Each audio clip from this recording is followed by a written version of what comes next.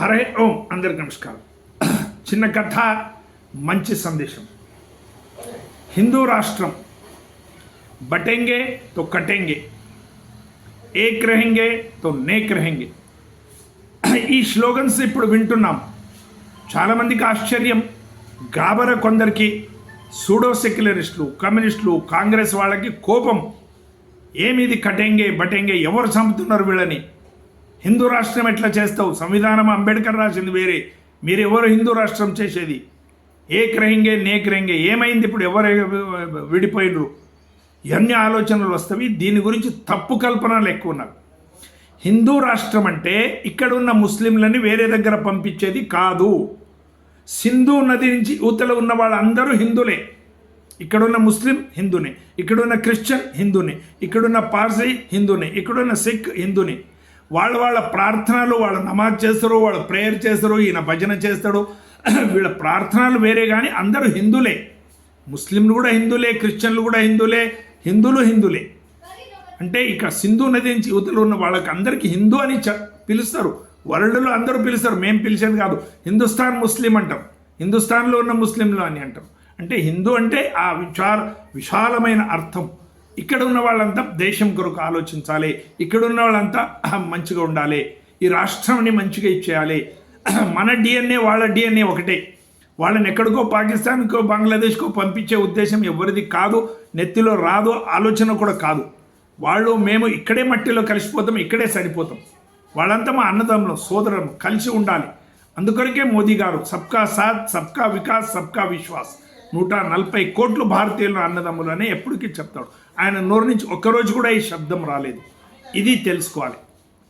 ఇంకా బటెంగే తో కటెంగే అంటే ఎవరు కటెంగే, ఎవరిని చంపుతారు అంటే వెనకాల శివాజీ మహారాజ్ కానీ, సాంబాజీ కానీ, రాణా ప్రతాప్ కానీ, ఝాన్సీ రాణి లక్ష్మి కానీ, పౌరస కానీ, వీళ్ళకంతా జయచంద్ లాంటి వాళ్ళు వచ్చి మన వాళ్ళే హిందువులనే బటెంగే అయిపోయి వాళ్ళ వీపులో చూరి ఇచ్చేసి వాళ్ళంతా కటెంగే చచ్చిపోయారు.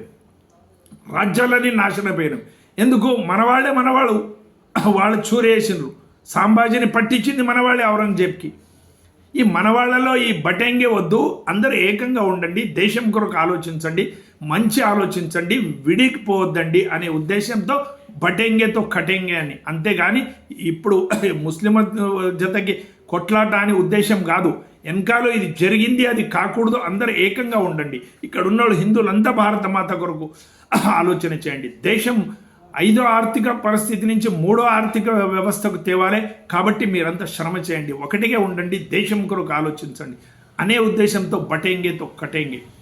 జాలియానావాలా బాగ్లో జనరల్ డైర్ ఫైర్ అని చెప్తే వాడు దడ కొడితే 1700 మంది చనిపోయారు.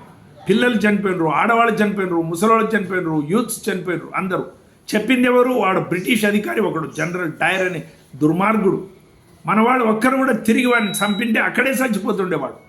మనవాళ్లే బటెంగే, మనవాళ్లే విడిపోయినరు, మనవాళ్ళని చంపినరు. ఇవన్నీ ఇతిహాసం నుంచి మేము నేర్చుకోవాలి. ఆ జనరల్ డైర్ని చంపేదానికి ఉద్దామ్ సింగ్కి ఇక్కడి నుంచి ఆఫ్ఘనిస్తాన్ పోయి, సోవియత్ రష్యా పోయి, ఇంగ్లాండ్ పోయి చంపాల్సి వచ్చింది. అప్పుడు ఆ జనరల్ డైర్ని చంపినరు. అంటే మేము ఎప్పుడెప్పుడు బటెంగే అయిపోయినామో, విడిపోయినామో అప్పుడన్నీ మేము ఇబ్బందులు పడ్డాము. కాబట్టి ఏకంగా ఉండండి అనే ఉద్దేశం మోదీ గారిది. బటెంగేతో కటెంగే, ఏక్ రహెంగేతో నేక్ రహెంగే. అందరూ కలిసికట్టి ఉంటే దేశం ప్రగతి అవుతుంది. ఈరోజు లక్షల కొద్దిగా ఇండ్లు వస్తున్నవి, అందరికీ వస్తున్నవి. ముస్లింకి వస్తున్నవి, హిందువులకు వస్తున్నవి, క్రిస్టియన్లకు వస్తున్నవి. ఫ్రీ బియ్యం వస్తున్నవి, అందరికీ వస్తున్నవి. హిందువులకు వస్తున్నవి, ముస్లింకి వస్తున్నవి, క్రిస్టియన్కి వస్తున్నవి. అన్ని ప్రభుత్వాన్ని నుంచి లోన్స్ కానీ వేరేవి కానీ లాభాలు వస్తున్నాయి, అందరికీ వస్తున్నాయి. వీళ్ళకి రావడము వీళ్ళకి లేదు అనేది లేదు, అందరికీ మన వాళ్ళు ఇస్తున్నారు. అందరూ ఏక్ రహెంగేతో నేక్ రహెంగే, అందరూ కలిసికట్టు ఉంటే దేశ ప్రగతి అవుతుంది. సబ్కా సాత్, సబ్కా వికాస్, సబ్కా విశ్వాస్, ఇది మోదీ గారి మంత్రం. ఇప్పుడు చూడండి, తప్పు కల్పనలు ఎట్లా పెట్టినరు. సిఏ వస్తే పెద్దగా అయిపోతుంది, ఇక్కడి నుంచి ముస్లింలను నిలగొడతారు, వాళ్ళని క్యాంపస్లో పెట్టేస్తారు, వాళ్ళ పౌరసత్వం పోతుంది, ఓటు అధికారం పోతుంది అని షాహీన్ బాగ్లో పెద్ద అల్లరి చేసింది. ఏక్ రహెంగే చేయలేదు, అందరికీ తప్పు కల్పనలు చేసేది. ఇప్పుడు వాళ్ళకి అర్థమైంది, సిఏ కానూన్ అయిపోయింది, సిఏ లా అయిపోయింది, ఎవరొక ముస్లిం ఇది పోలేదు, పౌరసత్వం పోలేదు. ఇప్పుడు వక్ఫ్ బిల్ వచ్చినప్పుడు ముస్లిమ్స్ మహిళలు, ముస్లిం బీదవాళ్ళు అందరూ రోడ్డు మీద వచ్చి మోదీ మోదీ జిందాబాద్ అని చెప్తున్నారు. ఇప్పుడు వాళ్ళకి అర్థమవుతున్నది మోదీ చేసే పని 140 కోట్ల భారతీయుల కొరకు, మా అందరి కొరకు మోదీ చేస్తున్నాడు అనేది ఇప్పుడు అర్థమవుతుంది. అందుకొరకు ఏక్ రహింగే తో నేక్ రహింగే, అంతే కలిసి ఉందాము, కలిసి ఉంటేనే మేమంతా జీవితంలో ముందరకు రావచ్చు, దేశం కొరకు ఆలోచిద్దాము అనే ఉద్దేశం మోదీ గారు. అంతేగాని బటెంగేతో కటెంగే, ఏక్ రహింగే నేక్ రహింగే, హిందూ రాష్ట్రం దాని నుంచి ఎవరూ భయపడే అవసరం లేదు. మేమంతా 140 కోట్లు భారతీయులంతా అన్నదమ్ములు, ఇక్కడ ఉన్న వాళ్ళంతా ఇక్కడ మట్టిలోనే కలిసిపోతాము, మేమంతా దేశం కొరకు ఆలోచిద్దాం.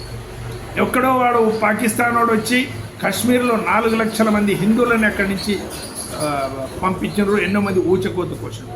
వాడెవడో వచ్చి 40 మంది, పాకిస్తాన్ వచ్చి 40 మంది మన మిలిటరీ వాళ్ళని చంపిండు. ఎవడో వాడు వచ్చి బాంబేలో తాజ్ హోటల్లో 167 మందిని చంపిండు పాకిస్తాన్. వాళ్ళు మాకేం సంబంధం? ఇక్కడున్న ముస్లింలకి వాళ్ళకేం సంబంధం? ఇక్కడున్న ముస్లిమ్స్కి, ఔరంగజేబ్కి, బాబర్కి ఏం సంబంధం? వాళ్ళంతా దురాక్రమణకారులు. మా దేశం మీద చచ్చిన వాళ్ళ దాంట్లో ముస్లిమ్స్ ఉన్నారు, బొంబాయి దీంట్లో మిలిటరీ దాంట్లో ముస్లిమ్స్ కూడా చనిపోయారు. అందరు మన వాళ్ళే, మన బంధువులే, మన వాళ్ళే చనిపోయారు. కాబట్టి మేమంతా ఏక్ రహింగే తో నేక్ రహింగే, మేమంతా దేశం కొరకు ఆలోచించాలి. ప్రథమంగా మాకందరికీ దేశం, సెకండ్ మన పార్టీ, థర్డ్ వచ్చేసి మన నాయకుడు. ప్రథమంగా మన దేశం, రెండోది మన ధర్మం, మూడోది మన వ్యక్తి, మన గురు. ఈ మాదిరిగా ఆలోచించండి అని మోదీ గారు చెప్పే ఉద్దేశం. దీన్ని ప్రజలకు చెప్పాలి, యూత్స్కి చెప్పాలి. భారత్ మాతకి జై. అందరికీ నమస్కారం.